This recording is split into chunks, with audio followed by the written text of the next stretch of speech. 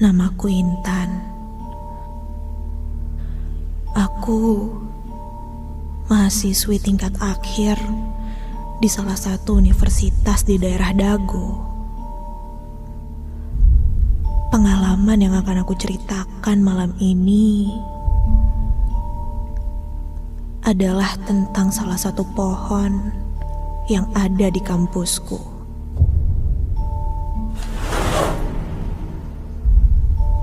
Cerita ini aku alami ketika aku dan teman-teman bermain di area sekitar pohon itu. Maksudnya, kami hanya penasaran atas mitos yang ada.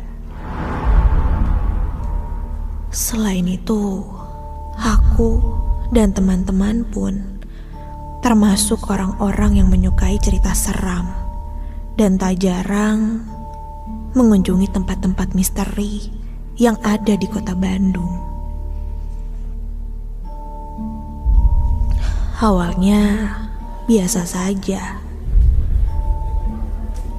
Aku dan kedua teman lainnya sengaja menghabiskan waktu di kampus sampai malam hari. Niatnya supaya sepi saja.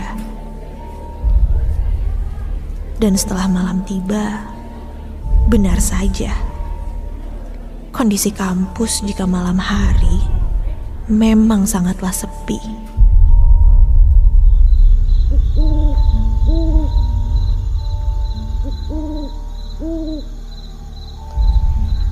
Kulihat ke sekitar, sudah tidak ada siapa-siapa selain kita bertiga. Wah, pas banget nih. Kayaknya kondisi udah aman, gengs. Kita coba cek ke taman yuk.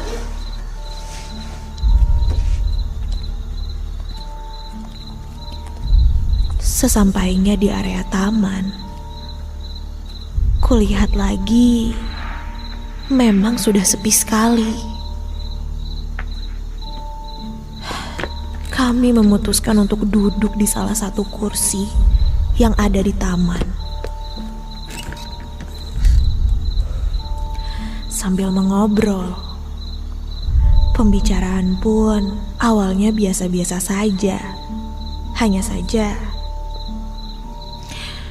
ketika salah satu temanku berkata hal ganjil atau orang-orang biasanya sebut dengan sompral, suasana menjadi sedikit berbeda.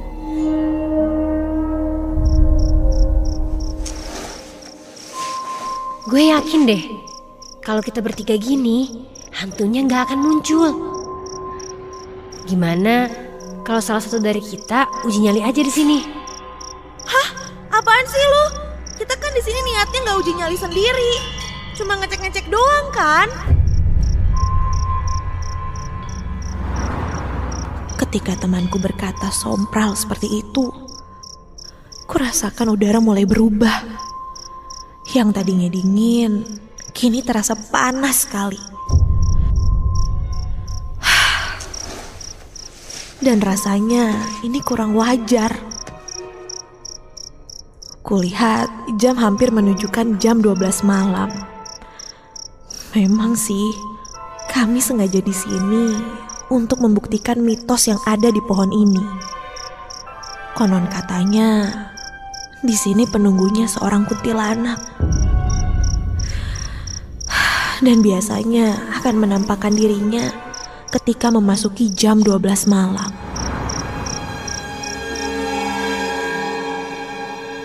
Kami pun tetap menunggu sambil melihat ke sekitar. Takutnya ada penjaga kampus yang sedang berkeliling. Kulihat 5 menit lagi menuju jam 12 malam. Kami pun memutuskan untuk memejamkan mata dan diam tidak berkata sedikit pun. Sampai ketika kita menunggu, hal-hal aneh pun mulai kurasakan kembali. Dari belakang dekat kolam yang ada di samping pohon itu, terdengar seperti ada seseorang yang melempar batu ke atas kolam. Guys, tuh, denger nggak? Tadi ada suara yang ngelempar gitu ke kolam. Denger nggak? Anehnya, ketika aku tanyakan hal itu pada kedua temanku, mereka tidak mendengar apa-apa. Aku pun coba melihat ke arah kolam itu dan memang tidak ada apa-apa.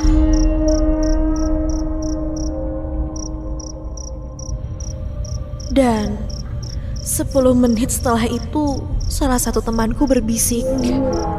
Katanya ketika dia coba membuka mata dan mengintip, dia melihat sosok wanita yang sedang berjalan. Tapi anehnya, wanita ini berjalan sambil menunduk dan kakinya tidak menapak tanah. Mendengar itu, kami pun mulai panik. Tak lama dari itu, kami pun membuka mata. Ngapain sih ketawa? Siapa yang ketawa? Namun, teman-temanku menggelengkan kepalanya. Kepanikan kami pun semakin menjadi ketika mendengar ada suara itu. Dan kami bertiga tak mampu lagi berkata-kata. Dan menyudahi malam itu untuk segera pulang. Aku pun mengakui bahwa pohon itu memanglah ada penunggunya. Begitupun dengan teman-temanku.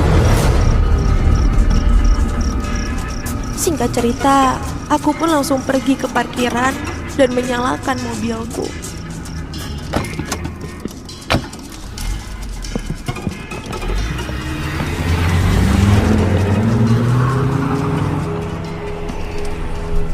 Di perjalanan, kami mencoba memecah suasana dengan menyalakan radio di mobil. Sambil mengantar kedua temanku pulang menuju kosannya. Karena kebetulan rumah kami searah.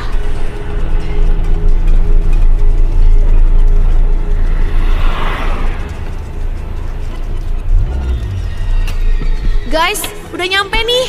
Gue langsung cabut ke rumah ya. Gak akan turun dulu. Udah kemalaman banget soalnya.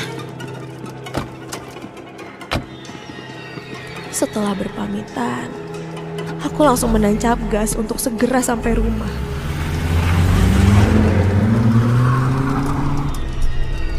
Sampai aku melewati sebuah pohon besar yang ada di pinggir jalan. Aku pun teringat kembali kejadian tadi. Dengan cepat aku menancap gasku. Aku pun akhirnya sampai rumah dan segera memarkirkan mobilku.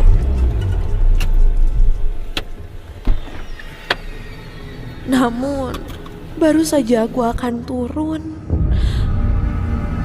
kurasakan ada hawa panas sekali di punggungku. Aku mencoba menghiraukannya dengan merapikan tas bawaanku. Dan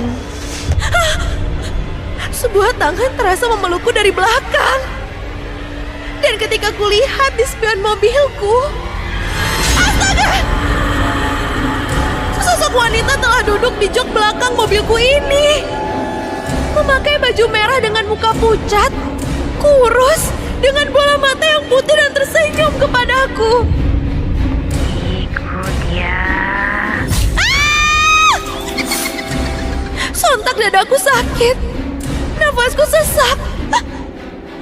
Aku pun coba untuk berkata sesuatu sambil mencoba meminta maaf pada sosok itu. Dan seketika sosok itu pun menghilang.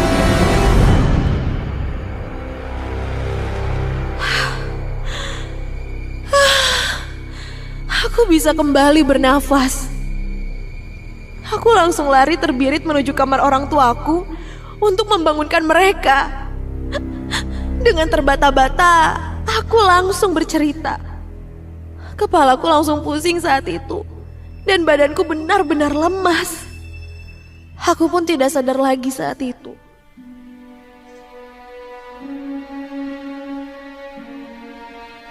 Keesokan harinya, aku menceritakan apa yang aku alami kepada teman-temanku.